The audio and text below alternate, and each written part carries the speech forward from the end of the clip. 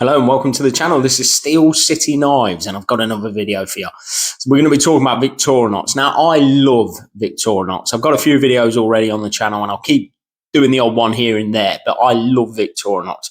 I think they've just got the whole package, really. The QC is second to none. The price point is brilliant, especially here in the UK.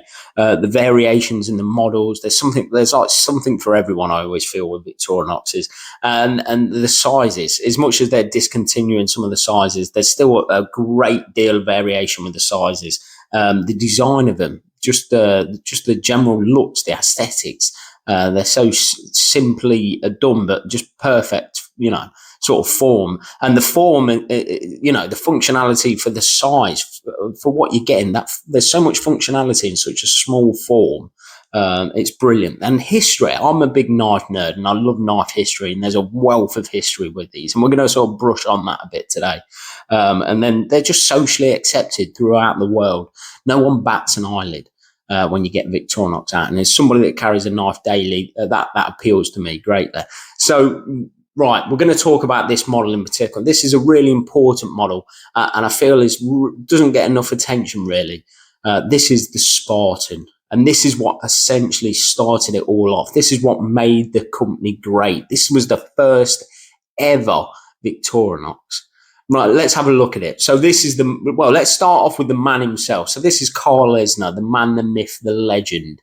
And he started it all off, and he was a great man, and he did some great things. He sort of brought the Swiss Army knife back to the Swiss and the manufacturing, and really brought the Swiss cutlers together. Really, he was an absolute genius, and there must be a family tradition that he named his son Carl, and the company went to him. And then from generation to generation, they called themselves Carl Lesnar. So it's always been in Carl Lesnar's hands from generation to generation, from Carl to Carl. So, right, that's the man then. And that's the man that started it all off. Let's have a look at the model that started it all off. So this is the 1897. And they did bring out a replica of this in 2022 to mark their 125th anniversary. And what a model, really. And that's essentially what the Spartan is. The Spartan has, as you can see there, from the pictures, it's got the same tool configuration. It's just sort of like a modern sort of interpretation of it, or the more modern type of tools. But essentially, the configuration is exactly the same. So this is just sort of like the offspring of that original sort of knife, really. And that's why it's important to me as a knife nerd. Whenever I carry this Spartan, I just think this is the one. This is the one that started it all off, the proven one, the one that made them great. So that's why it's important to me. And I love this model. I mean, I love a two-blade knife anyway. So, and this is, one of the best as far as I'm concerned. But yeah, so, right.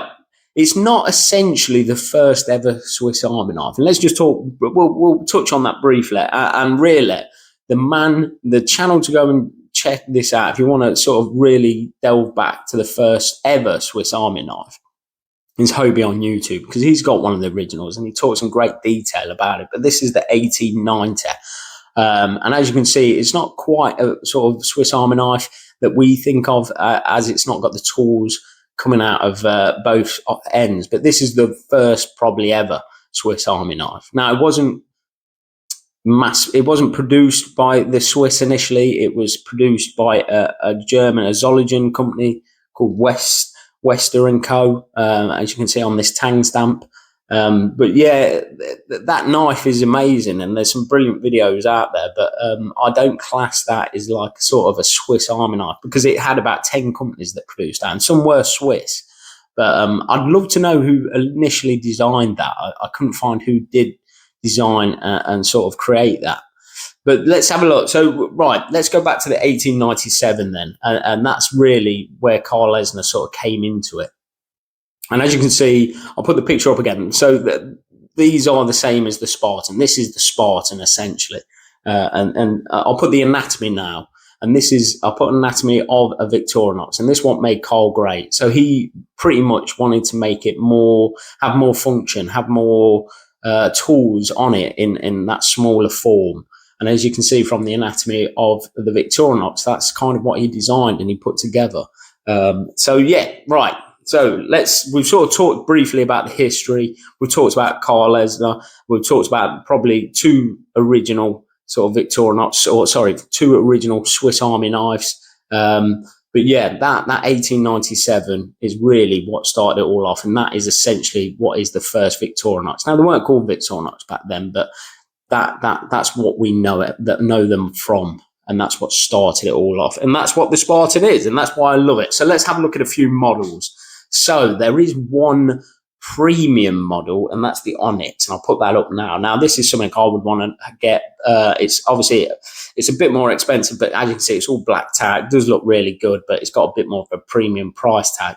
One of the reasons why the Spartan sort of appeals to me, I am a frugal guy, and it's one of the cheaper models. And if we have a look at the wood model now they brought this wood range out with the walnut wood, and I loved it from the get-go, and I just needed one. Now they're a lot more expensive than the more basic models, but the Spartan is very affordable, and it's one of the cheaper models. So that's what I went for, and I love the Spartan anyway. Being a two-layered design, it's quite a slim carry, and look at it, it's absolutely beautiful. So it's walnut wood. Now it does come sort of unfinished, and you can sort of see on the side it was slightly rough on the side, but I've just gave it a bit of mineral oil. But I quite like it when they give you a knife that's untreated, because then you can do what you want with it. Some people like a gloss finish and put a coat on it, and some people just like a bit of texture on it and just feed it with oil. But it gives you that option. I've just put a simple leather lanyard on here from some leather laces. But I love this thing, and I do carry it a lot. Now, you do have to sacrifice the scale tools with this, but I'm willing to make that sacrifice just because it looks so good. But right, let's have a look at the actual basic model then. So this is the basic model. I've just added some red accessories, quite patriotic Victorian, sort of Switzerland colours. But yeah, so these are the modern iterations of that original. So these are the modern iterations of the tools. But you've got two knives on this. Now, a lot of people, the only thing that sort of people pick it sort of Victorinox as being a flaw is the tool steel, which is 1.4110. Now, what you find with a lot of massive companies, and we find this with, say, like Book, for example. When you see it on paper, you think, oh, that's quite a basic steel. But a big company like this puts a lot of time and effort and money into researching and developing that steel. And that's what Victorinox has done. So it's not a bad steel. It's not got the best edge retention, but it's very easy to bring an edge back.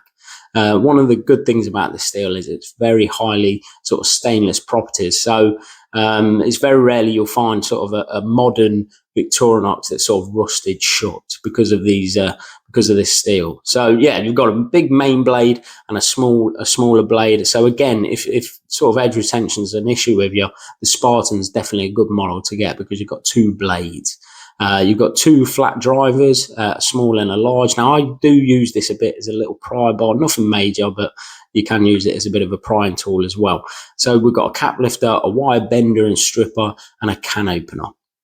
Now, because it's the modern version, you've got the scale tools. So we've got tweezers and the toothpick, and then we've got this reamer / awl with a sewing eye and the corkscrew. And also you've got a placement for a pin that I need to put in this actually.